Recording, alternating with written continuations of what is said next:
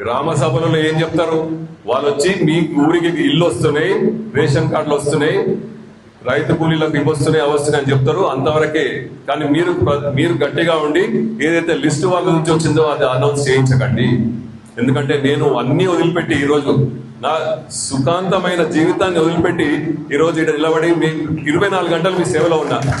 మీకు ఎటువంటి సమస్యలు నాకు తీర్చడానికి ఉన్నా.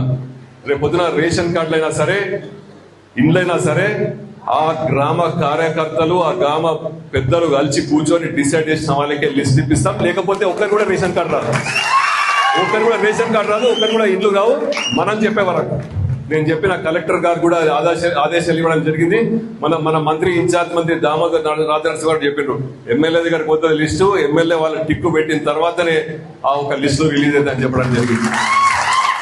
నేను డిపిఓ చెప్పిన, అడిషనల్ కలెక్టర్ చెప్పిన, ఇన్ఛార్జ్ కలెక్టర్ గారు చెప్పిన, ఇటువంటి లిస్టులో మీరు బయట పెట్టి రిలీజ్ చేయకండి, రిలీజ్ చేస్తే బాగుండదని హెచ్చరించడం జరిగింది. కాబట్టి నేను 24 గంటలు మన కార్యకర్తలు, మన పబ్లిక్ అని ఆలోచిస్తున్నా.